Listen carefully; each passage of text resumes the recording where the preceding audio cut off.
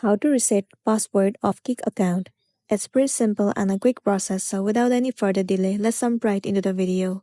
Start by heading over to your application Kik, or you can move into any of the web browser and head over to Kik account. Head over to the very first site, kik.com. It will land you on the official site of Kik. Once you're in this page, tap on this icon at the top right corner of the screen, and then click on Sign In. It will land you on this page. First of all, enter your email address or username of your account, and in case if you have forgotten your password, then click on Forgot Password. Now enter the email address associated with your account. Once you have entered, tap on Reset Password. You'll receive one verification mail on your email address. You have to click on it, and then you will be able to change your password. Enter the new password and then re-enter the password that you have just created.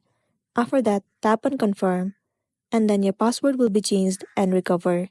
So that's a wrap for this video. If it was helpful, give it a like and check out our next tutorial. Thank you.